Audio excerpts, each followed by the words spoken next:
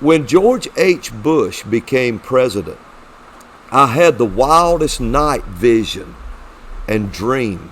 I don't know if you'd call it a dream or a vision, or if it's visions in the night. Whatever it was, I saw it. And I saw 4 presidents in one vision or one dream, 4 of them. Now, the dream starts out this way. Let me just start it this way anyway. Sure. I saw it was a darker, dim lit room, and I saw this conference table. It was a long oval shaped conference table, kind of oval. Chairs were sitting around it, but there were only 3 men at the table that I could see. Mm-hmm. Now remember, this was when George H. Bush was president. So I saw George H. Bush, and I saw George W. Bush sitting beside him. Well, I had never seen George W. Bush at this time. I didn't even know who he was. But on the other side of the table was Ronald Reagan. And in the middle of the table, there was a hole right in the middle. This was an expensive table. It looked like deep mahogany wood and all. Well, now let me leave this scene, and right over to the right side of this conference table was a lighted room. And it had one stage raised up on it, one step platform, big white columns that stood up on each side. Wow. Now, standing on this stage was people who looked like sheiks. They looked like sheiks, with the the long veils and the headgear and the chic clothing. Mm-hmm. And they're standing there. Now, there were also sheiks that were wearing suits, but they had the headgear. But they had suits on with gold braids around their shoulders. Now, the ones on stage were carrying these large swords, big blades. Now, this is as bright as the daylight I'm looking at. And so, Bill Clinton was standing in front of them, and he was shaking hands with them, smiling. They were all making some kind of deal. Some kind of deal was going down. Now, the sheiks that had the headdress and the suits, they had like officers' identification on. They were like security. But now there was a businessman standing in just a blue suit. I'll never forget it. He's just standing down there on the floor. And he has this briefcase tucked under his arm like. And when Bill Clinton shook hands with those sheiks, he bowed out of the situation, and suddenly they pulled these big blades and they started cutting these businessmen to ribbons. They were cutting them up. It was the most pitiful sight you have ever seen in your whole life. They were crawling on the floor, trying to hold on to that leather case. And they were crawling with one hand. And I'll never forget, Steve, when one of them looked up from the floor and looked at me while they were cutting him up. I couldn't help. I couldn't do anything. Then all at once I look back in this room, and I'm over this conference table in the dark. And George H. Bush had this sick look on his face. He was so worried and concerned about something. His son, George W., was looking at him, staring right at him. And they were scared. They were worried. They didn't know what to do. Ronald Reagan, as only Ronald Reagan could, stood up and kind of laughed and smiled. And he picked a stone up off of the table. It was a smooth stone, and he threw it down that hole in the middle of the table. And like a camera, my eyes followed it as it went down that hole. And it was bouncing off of each side as it was going down. And that's when I noticed it wasn't a hole. It was a dragon's throat. Whoa. And it was bouncing off of this throat inside this dragon. And the building where Bill Clinton was started shaking and trembling. And it started crumbling. The ceiling started falling. People were trying to get out of that room, and they couldn't get out. I managed to escape the room. And the next scene I was trying to fill up my Jeep with gas and tell somebody what was happening. But the Lord told me, He said, your voice is not large enough to tell it.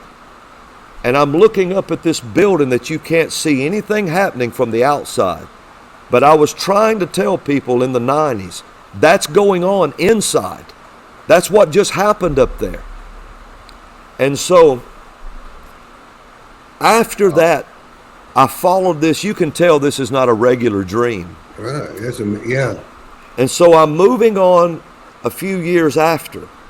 And then suddenly the man I saw in the vision, George W. Bush, becomes president. And I'm looking at him and I'm thinking, that's who that was. I see him. Well, during his time while he was president, I had another vision. And I saw, now this is the way I saw it. I saw the White House. But that's the only thing I computed with it, was the White House. I saw the White House, and on the lawn of the White House was barricades. There were barricades. There was razor wire. There was all these troops were all around. Sounds and I like saw today. Yes, and I saw a helicopter flying over. Now I'm going to tell you all of this, and then I'll go back and tell you what I think it means. Okay. And so I saw all these barricades, and you put that together right away, see. Well, it was during this time when I saw this that I started getting this horrible, and the only way I know to explain it was a horrible feeling. For about 2 weeks, I couldn't get a rest. I couldn't get at peace. And I'd just stop and it'd ease off, and I'd tell my wife, I said, something's wrong. Something's terribly wrong. Something is horribly wrong. And I'd pray in the Spirit, and I'd pray in tongues. I'd pray, and it'd get off of me a little. And then it'd come back. And then one night, I had this dream when this was on me. And I saw the Empire State Building and planes flying around the Empire State Building. There was these planes, and they were coming in at the Empire State Building. They were just all around it. And I woke up, and I couldn't shake it. That was 2 days before 9/11 happened. 2 days before it happened. Wow. And I would have equated that to the Empire State Building. Right. Because I equate New York, of course, from my generation, to the Empire State Building. Right. That's what we all did. Yeah, and I saw the planes, and it was horrible. It was terrible. And so 2 days before that, I saw those planes. 2 weeks before it, I knew it was coming. I just didn't know what it was. Then time progressed on, and then I saw this whole field, Steve. Now, what I'm about to tell you is dear to me, and I haven't told a lot of it. But I came upon this desert field. I just walked up in this dream, this vision type. And it was as plain as I'm looking at you. And it was daylight. It wasn't dark. I was looking at it. And there was soldiers, but they wasn't soldiers like we know soldiers. I know people's going to say, Brother Robin, why did you use this example? It's the only one I've got. They reminded me of Conan the Barbarian. These soldiers, there wasn't soldiers, they were warriors from another time. They had no shirts on, but they were very, very sculpted in their build.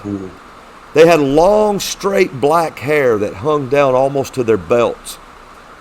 But they were dead, laying on the ground. They were just stretched out everywhere. It was in such detail you could see their swords. They fought with swords. And you could see them laying away from their hand, where when they fell, they dropped it. And they were just laying there. As far as the eye could see, all you could see was these soldiers, these warriors. And this hot wind was blowing. And it was blowing from behind me. And it'd pick up my hair and let it go. It was blowing the hair of the warriors. It would pick it up and drop it. It was the most solemn scene you've ever saw. And there was a green pennant standing up in the middle of that battlefield. And it was leaning, and the wind would whip it now and then, and it would blow now and then. And then all at once I looked up, and there were these mountains around like in the desert. And I heard an eagle scream. And when I looked up in the sky, I saw this one eagle flying. And he was over the battlefield, and he was screaming the way an eagle would. And I looked back down at the warriors, all the dead warriors. And Brother Steve, I saw one arm pull up like this. And he was laying face down, but he put his one right arm up like that. And then he put his other one up. And he started pushing himself up off the ground, and his hair was hanging down toward the dirt. And he started picking himself up. And he stood and he staggered, and he was just standing there. And he picked his sword up and had it. He was kind of leaning on it. And he picked it up off the ground. And then beyond him, about 100 men over, another one did the same. And beyond them, about 100 over, another one did the same. Till there were hundreds and hundreds of soldiers standing. A lot of them never got back up, but there was a multitude standing, and they were reeling and rocking and had their swords in their hands. And they were up ready to fight again. They were ready, standing up, ready to do battle again with whoever they had fought before. This was a past battle that I had never seen who it was. But without realizing it, I had been shown over all the years who it was by the green pennant that stood up in the middle. What I believe I had saw, was from the days of Bill Clinton. He shook hands with Islam. He shook hands with the Islamic world. He made a deal with them that destroyed our businesses, killed our American businessmen, began to slice them up and destroy them. George H. Bush, that was coming after him, was worried and scared. And he and his son, that I didn't know at the time, was staring at him scared. And they were looking at each other. And what happened, Bill Clinton had the opportunity to kill Osama bin Laden, but he did not do it. He had the opportunity to do it. People watching this will remember that. I remember he that. bombed an aspirin factory. He could have killed the man. He knew where it was, and he bombed something else. He did, and he could have taken him out, but he had shaken hands with that world. The color of Islam is green. It's a green pennant. And the pale horse mentioned in Revelation is really the Greek word for a green horse. Well, I didn't know that. And the four horsemen of the apocalypse is the color of the United Arab Emirates flag. It's those four colors. And that's all their flag is four colors. And it's Islamic green. Bill Clinton shook hands with that world. And he caused such a collapse in this nation. And everybody knew he did it. But it was Ronald Reagan's prosperity that he worked on, not his own. And he shook hands with that world. He could have got rid. 9/11 would have never happened if he had got rid of that man. But he didn't do it. He shook hands with them. Then George H. Bush came along. He had to deal with Saddam Hussein. What was he dealing with, Brother Steve? A man who wore Arab headdresses with suits. He was dealing with these people. He was having to deal with the Islamic green. Then after that, George W. Bush come along and had to deal with 9/11, the next Islamic green pennant. And by the time that happened, Barack Obama came on the scene. And he came on the scene and embraced the Islamic world and threw the Christians under every bus he could, threw Israel under every bus he could. He absolutely, the persecution of Christians grew to the point we've never seen in our lifetime under his presidency. All because of the first handshake with Islam. Then remember, in his time, we couldn't even say Islamic extremist. You couldn't right. say anything like that. You couldn't say Merry Christmas. Everything. Right.